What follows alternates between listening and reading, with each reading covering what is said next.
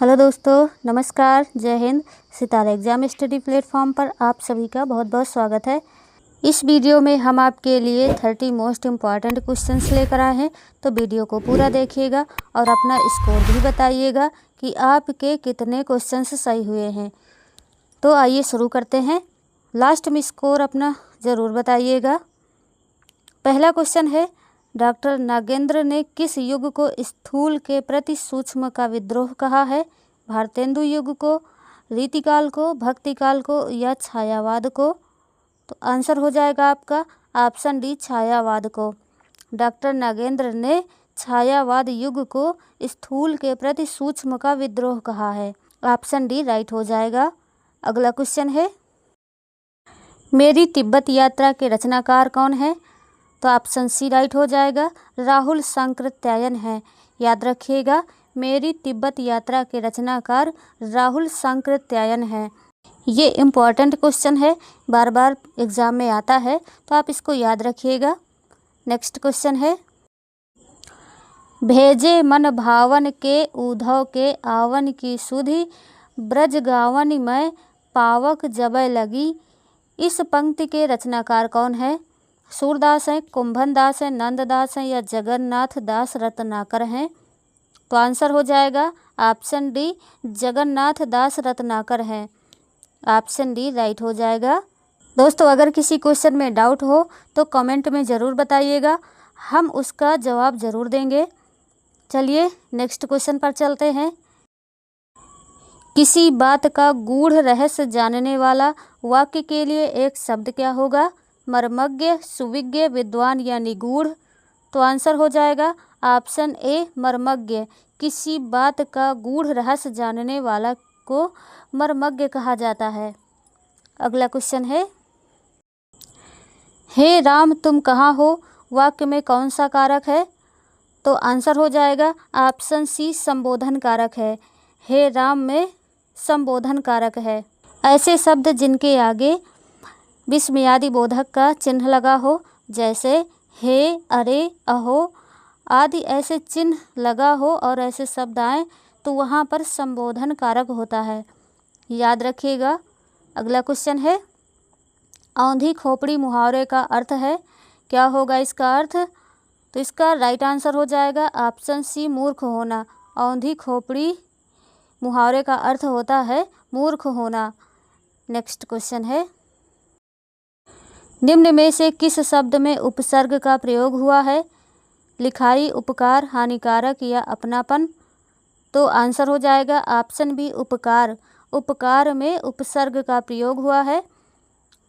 उप plus car, इसमें उप एक उपसर्ग है और कार मूल शब्द है। लिखाई में ई प्रत्यय का प्रयोग हुआ है। हानिकारक एक यौगिक शब्द है जिसको अलग करने पर हानि प्लस कारक होता है। हानि एक संज्ञा है, हानि का मतलब होता है नुकसान, और कारक यानी करने वाला। अगला क्वेश्चन है, वे शब्द जो धातु या शब्द के अंत में जोड़े जाते हैं उन्हें क्या कहते हैं? अव्यय, समास, प्रत्यय या उपसर्ग? तो आंसर हो जाएगा ऑप्शन सी, प्रत्यय। वे शब्द जो धातु या शब्द के अंत में जोड़े जाते हैं उन्हें प्रत्यय कहते हैं, और जो प्रारंभ में जोड़े जाते हैं उन्हें उपसर्ग कहते हैं। याद रखिएगा। नेक्स्ट क्वेश्चन है, उपकूल में कौन सा समास है? द्विगु समास, द्वंद्व समास, अव्ययीभाव समास या तत्पुरुष समास? तो इसका राइट आंसर हो जाएगा ऑप्शन सी, अव्ययीभाव समास। उपसर्ग में प्रयोग होता है और अव्यय भी हो सकता है, तो बस याद रखें कि यह प्रयोग पर निर्भर करता है, इसलिए उपकूल में अव्ययीभाव समास होता है। अगला क्वेश्चन है, बुढ़ापा शब्द में कौन सी संज्ञा है? तो बुढ़ापा में भाववाचक संज्ञा है। भाववाचक संज्ञा वे संज्ञा होती हैं जिस संज्ञा शब्द में किसी व्यक्ति, प्राणी, वस्तु और पदार्थ के गुण, दोष, दशा, अवस्था का बोध होता है, उसे भाववाचक संज्ञा कहते हैं। जैसे बचपन हो गया, सुंदरता हो गया, लड़कपन हो गया। अगला क्वेश्चन है, त्यागपत्र उपन्यास के उपन्यासकार कौन है? अज्ञेय हैं, जैनेन्द्र हैं, यशपाल हैं या उपेंद्र नाथ अस्क हैं? तो इसका राइट आंसर हो जाएगा ऑप्शन बी जैनेंद्र है। त्यागपत्र उपन्यास के उपन्यासकार जैनेंद्र हैं। जैनेंद्र कुमार राइट आंसर हो जाएगा, याद रखिएगा। अगला क्वेश्चन है, फ्रेंड्स अभी तक वीडियो को लाइक नहीं किया है तो प्लीज़ एक लाइक ज़रूर कीजिएगा। हिंदी साहित्य के इतिहास के संबंध में modern vernacular literature of Hindustan किसने लिखा है? तो इसका राइट आंसर हो जाएगा option D George Abraham Grierson ने लिखा है। Modern vernacular literature of Hindustan George Abraham Grierson ने लिखा है, याद रखिएगा। अगला क्वेश्चन है, निम्नलिखित में से कौन सा वाक्य शुद्ध है? 4 ऑप्शन दिए हुए हैं, आप इनको पढ़िए और पढ़ करके आप कमेंट में आंसर बताइए कि आप किसको चूज़ कर रहे हैं, किसको सही कर रहे हैं। ये प्रश्न आपके लिए है, आप इनको ध्यान से पढ़िए और सही उत्तर बताइए। हम भी देखना चाहेंगे कि आप कौन से ऑप्शन को सही करते हैं। इससे आपको पता चलेगा कि आपकी तैयारी कितनी है। तो आइए अगले क्वेश्चन पर चलते हैं। मूक होई वाचाल पंगु चढ़ई गिरवन गहन जासु कृपा सो दयाल द्रवौ सकल कलिमल दहन। प्रस्तुत पंक्तियों में कौन सा छंद है? बरवय, चौपाई, सोरठा या दोहा? तो आंसर हो जाएगा ऑप्शन सी सोरठा है। यह सोरठा अर्धसमात्रिक छंद होता है। यह दोहे का उल्टा होता है, विपरीत होता है।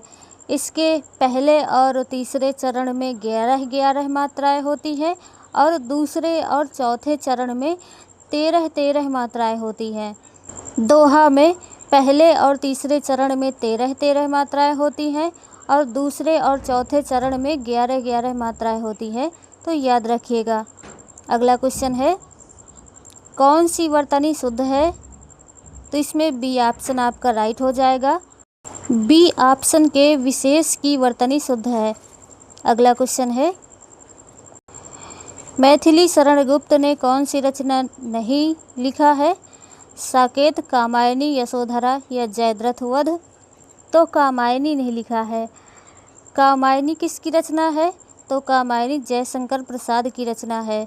साकेत, यशोधरा, जयद्रथ वध मैथिली शरण गुप्त ने लिखा है। अगला क्वेश्चन है, अमृतलाल नागर के किस उपन्यास में गोस्वामी तुलसीदास की जीवनी को आधार बनाया गया है?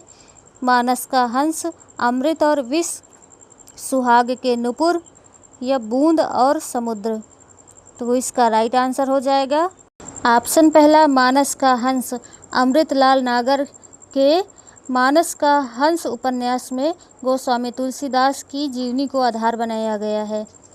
अगला क्वेश्चन है, वह थोड़ा बीमार है, इस वाक्य में थोड़ा में कौन सा क्रिया विशेषण है?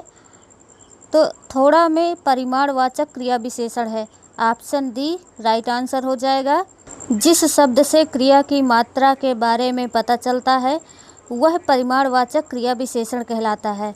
इसकी पहचान के लिए क्रिया के साथ कितना, कितनी शब्द लगाकर प्रश्न किया जाता है, जैसे थोड़ा, बहुत, कुछ, कम, अधिक, उतना, जितना आदि जैसे शब्द कहीं भी दिख जाएं तो वहाँ पर परिमाणवाचक क्रिया विशेषण होता है, याद रखिएगा। अगला क्वेश्चन है, पराधीन सपनेहु सुख नाही किस रचनाकार की पंक्तियाँ हैं? सूरदास की, रैदास की, कबीरदास की या तुलसीदास की? तो आंसर हो जाएगा आपका ऑप्शन डी तुलसीदास की। पराधीन सपनेहु सुख नाही, ये तुलसीदास जी की पंक्तियाँ हैं और ये रामचरितमानस से ली गई हैं। पराधीन सपनेहु सुख नाही का मतलब होता है दूसरों पर निर्भर होने वाले व्यक्ति को सपने में भी सुख नहीं मिलता है। इसलिए आप दूसरों पर निर्भर ना होकर खुद पर निर्भर हो, पराधीन ना हो, नहीं तो जागते हुए सुख तो मिलता ही नहीं है, सपने में भी सुख नहीं मिलता, याद रखिएगा। अगला क्वेश्चन है, वे कथन जो आपसी व्यवहार में सामान्य रूप से प्रयुक्त होते हैं उन्हें कहते हैं? तो उन्हें अनौपचारिक कहते हैं। वे कथन जो आपसी व्यवहार में समान रूप से प्रयुक्त होते हैं उन्हें अनौपचारिक कथन कहते हैं। ऑप्शन डी राइट हो जाएगा। निम्न में से किस पत्रिका का संबंध प्रयागराज, जो पहले इलाहाबाद था, से है? निम्नलिखित में से किस पत्रिका का संबंध प्रयागराज से है? माधुरी, ब्राह्मण, समन्वय या हिंदी प्रदीप? तो आंसर हो जाएगा हिंदी प्रदीप। हिंदी प्रदीप पत्रिका प्रयागराज से निकलती थी। इसके संपादक कौन थे? तो बालकृष्ण भट्ट थे। इनके संपादकत्व में प्रयाग से निकलती थी। अगला क्वेश्चन है, सरस्वती पत्रिका के संपादक कौन थे? बाल मुकुंद गुप्त, बालकृष्ण भट्ट, महावीर प्रसाद द्विवेदी या भारतेंदु हरिश्चंद्र? तो इसका राइट आंसर हो जाएगा ऑप्शन सी, महावीर प्रसाद द्विवेदी। सरस्वती पत्रिका के संपादक महावीर प्रसाद द्विवेदी थे। महावीर प्रसाद द्विवेदी ने 1903 ईस्वी में सरस्वती के संपादक बने और 1920 तक रहे। यह एक मासिक पत्रिका थी, याद रखिएगा। अगला क्वेश्चन है, निम्न में से कौन सा शब्द अमात्रिक है? मतलब कोई मात्रा नहीं है। तो कलरव में नहीं है, कलरव में कोई मात्रा नहीं है। अमिताभ में है, चहचहाना में है और कारखाना सभी में है। कलरव में मात्राएं नहीं है।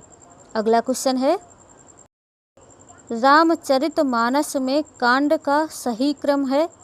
हम आपसे उम्मीद करते हैं कि इस प्रश्न का उत्तर आप सभी को आना चाहिए। जिन लोगों को सही क्रम में लगाना आता है वो कमेंट बॉक्स में ज़रूर लगाएं, और जिनको नहीं आएगा तो हम आपको बताएंगे, ज़रूर बताएंगे।